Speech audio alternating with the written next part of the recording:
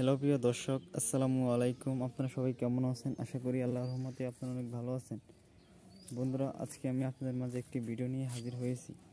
বন্ধুরা, এই যে একটি পেঁপে গাছ দেখতে পাচ্ছেন।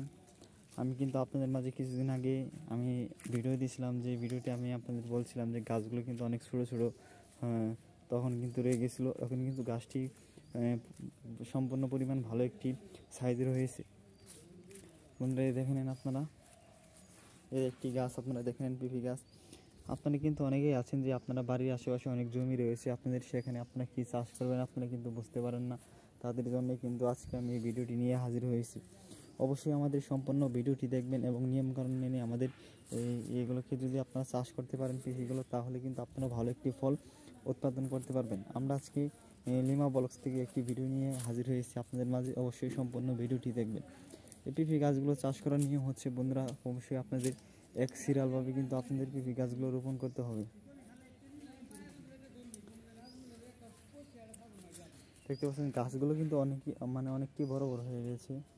সবটি গাছ কিন্তু বড় হয়ে গেছে আলহামদুলিল্লাহ। আশা করছি ভালো একটি আমরা পেঁপেগুলো উৎপাদন করতে পারবো।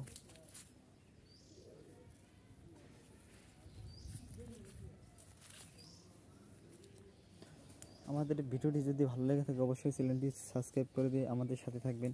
আমরা আপনাদের মাঝে আরও নতুন নতুন ভিডিও নিয়ে হাজির হব।